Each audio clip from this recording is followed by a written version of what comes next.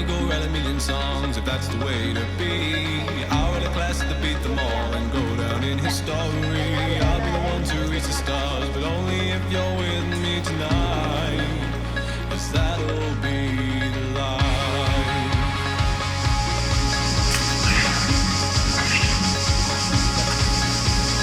I'm gonna go write a million songs if that's the way to be. I'll write a class to beat them all and go down in history. I'll be the one to reach the stars, but only if you're with me tonight, 'cause that'll be the life.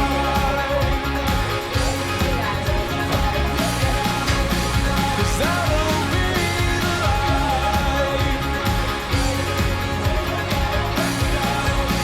'Cause that'll be the life. Hello again and welcome to episode 25 of Main Street Martin. This time we're off on the Regal Princess for a Mediterranean cruise which we should have joined in Athens but didn't actually join until 4 days later in Sicily.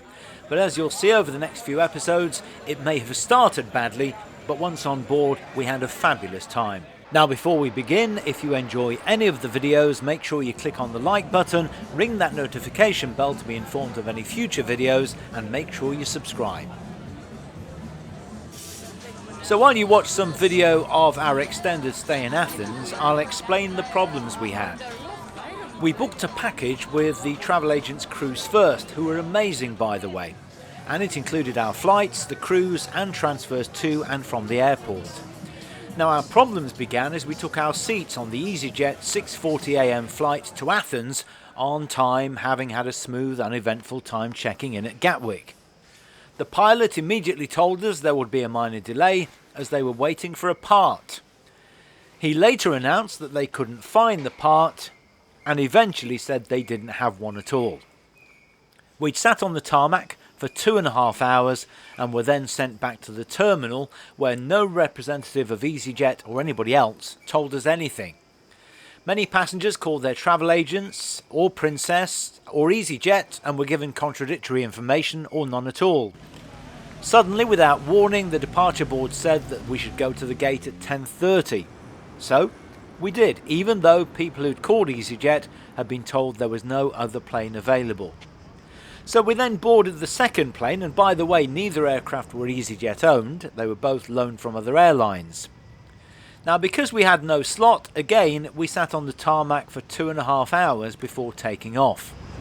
To cut a long story short, we arrived at Athens more than 6 hours late and literally ran to our transfer taxi and set off for the port. At 7:15 PM, when we were just 15 or 20 minutes away from Piraeus, our travel agent called me to say that the ship had gone. She'd been on an open phone line with Princess for some time, trying to get information about whether the ship would wait.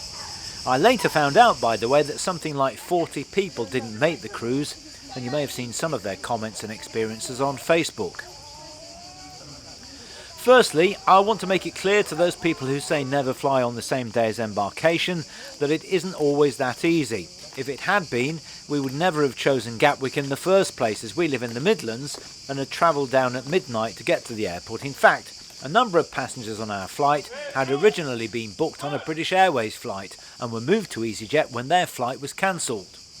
And secondly, up to this point, the problem had little to do with Princess. However, those passengers who did either contact Princess by phone from Gatwick or spoke to the representative at Athens said they were given little or no help. Then, after we'd found a hotel in Athens for the night, our agent was told by Princess that we couldn't board in Santorini as it was a tendered port, but that we could join 2 days later in Kotor in Montenegro after the ship had had a day at sea. So we made the most of our time in Athens and got up at 5:30 in the morning, expected to be picked up by taxi to go to the airport and fly to Montenegro. Instead, I woke up to a text from our agent to say that Princess now said we couldn't board there either. Now all this time, the other stranded passengers had been trying to make their own arrangements with Princess or their own travel agents and were posting their own stories on Facebook. In fact, some who were on the 7-day cruise had literally given up by this stage and just gone home. So imagine our frustration when the other passengers posted that they would be boarding in Kotor. Princess had given different groups of passengers conflicting information. So My wife and I and another couple eventually joined the ship in Sicily, having missed 4 days of the cruise. So this is a rough overall outline of what happened because there is far too much detail to include. However, when we did board the ship, we were invited to a meeting with senior Princess staff on board, and they were both apologetic and desperate to make amends. But one of the things that we were told in that meeting was very frustrating indeed. If you remember, when we were on our way to the port in Athens, our agent was on an open phone line with Princess, and that was how she was able to tell me that the ship had left without us. In the meeting we had, we were told that it's possible for ships to wait, but that they were never told we were just 15 or 20 minutes away. Now, when it comes to the problems we had, it wouldn't be fair to name any individuals, and I'm sure you may have seen other vloggers and Facebook groups where people have had issues with Princess customer service and phone line staff. But in complete contrast, I have to say the staff on the Regal Princess were absolutely amazing, and the senior team listened to our complaints, acted on them, and agreed to compensate us for the missed days and so on. In particular, a big shout out to Sarah Romero, the guest services director, who was absolutely fantastic. In the meantime, as you've seen here at the Olympics Museum and the Panathinaikos Stadium, we made the most of our extra time in Athens before flying to Sicily for one night and then joining the ship. Now, I'd first been to Athens, the historical capital of Europe, 3 decades ago, but my wife had never been to the birthplace of democracy, arts, science and philosophy in the Western world. But not only is Athens one of the world's oldest cities, it has the perfect Mediterranean climate and is an all-year-round destination for that reason. The city of Parthenon is an open-air museum. A large part of the town's historic centre has been converted into a 3-kilometre pedestrian zone, one of the largest in Europe in fact, and it leads of course to the major archaeological sites, reconstructing to a large degree the ancient landscape, either on foot or by bike. The Grand Promenade around the Acropolis is an unforgettable journey through history.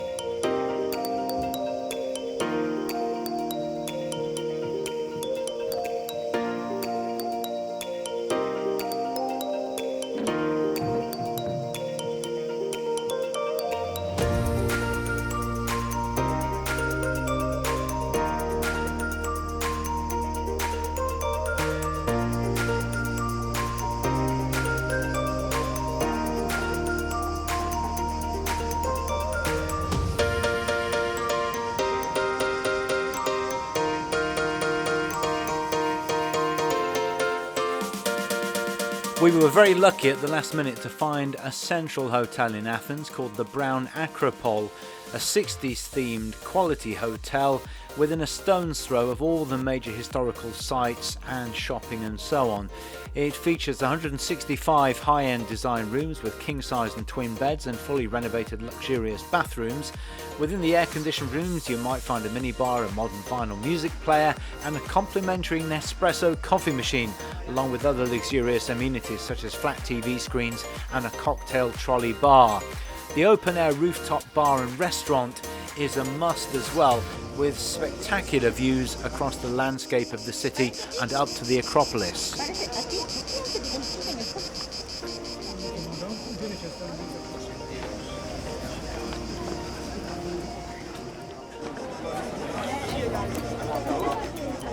Now, we only had a limited amount of time in Athens, but top of the list of my top things to see is the most popular attraction, the Acropolis. It's a 5th century citadel overlooking Athens with ancient buildings and ruins, the Temple of Athena and the famous Parthenon, a UNESCO World Heritage Site. It's undoubtedly one of the best historical spots in the city. Admission is around €20, or for €30 you can get a 5-day combined ticket that includes many other archaeological sites in Athens.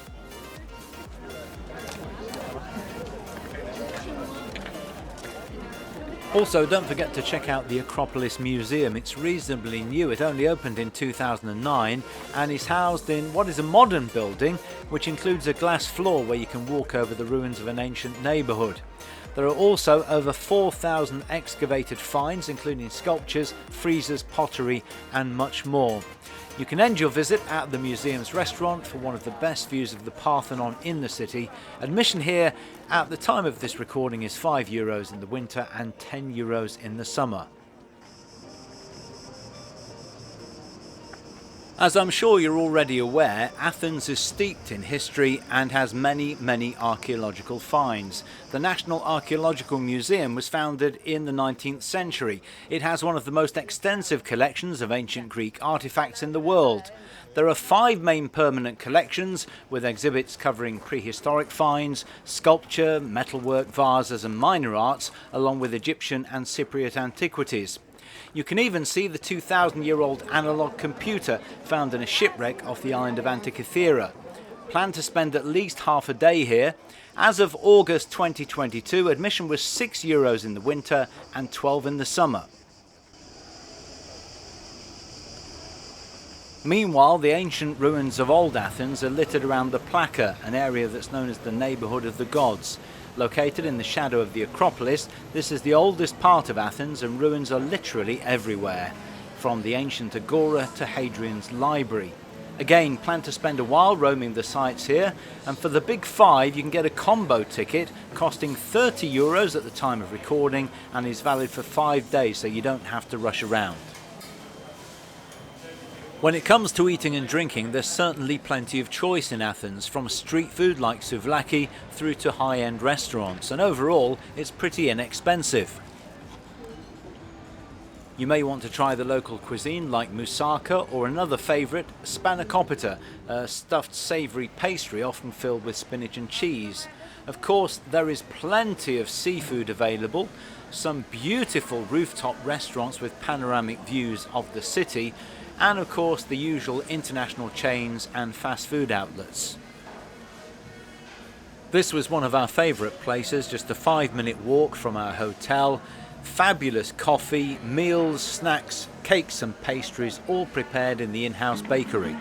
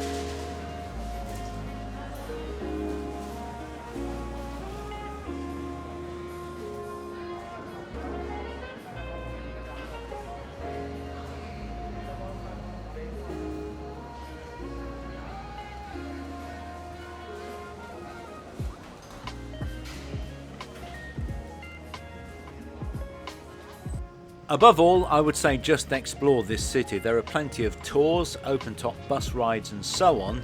It is absolutely fascinating. On foot you can explore the narrow, winding streets that take you up to the Acropolis, the Panathenaic Stadium, the Olympic Museum, maybe the flea market or the 19th century Central Market, and discover for yourself the fabulous mix of history, various cultures, cuisines and the nicest of people. We found the city to be charming, and everything seemed, as I've said before, to be reasonably priced, and again there are plenty of choices when it comes to bars and restaurants.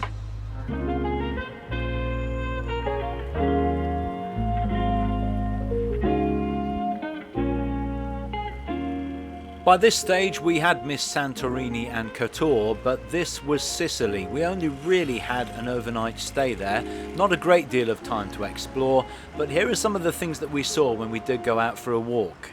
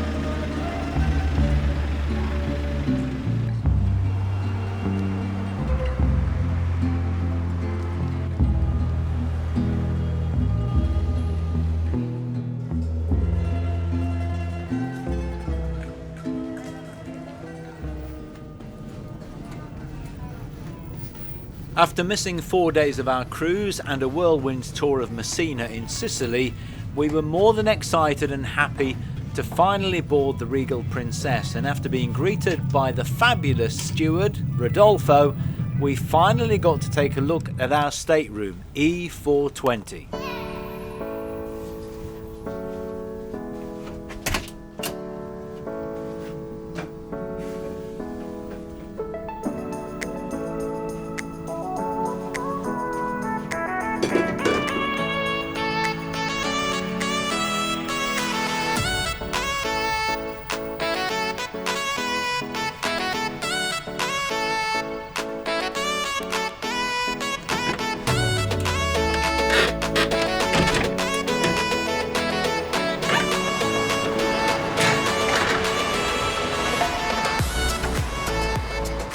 We were absolutely delighted with our stateroom. You might want to take a note of the number E420 because it was described as having a restricted view from the balcony.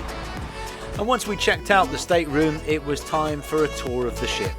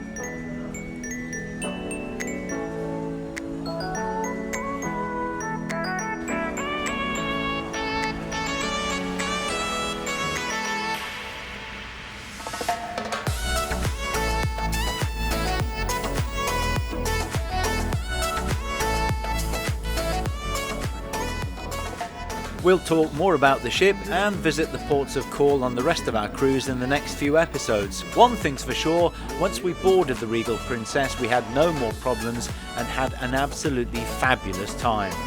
Now don't forget to check out the other videos on the channel featuring the original Xcaret Park and others in Mexico, all of the theme parks in Orlando, parks that no longer exist like Cypress Gardens and Opryland USA, plus European parks with top tips, hints and ideas. If you enjoy any of the videos, please make sure you click on the like button, ring that notification bell and make sure you subscribe. And I'll see you next time for the second part of our Regal Princess Mediterranean cruise series on Main Street Martin. I'm gonna go write a million songs if that's the way to be. I'll write a class to beat them all and go down in history. I'll be the one to reach the stars, but only if you're with me tonight.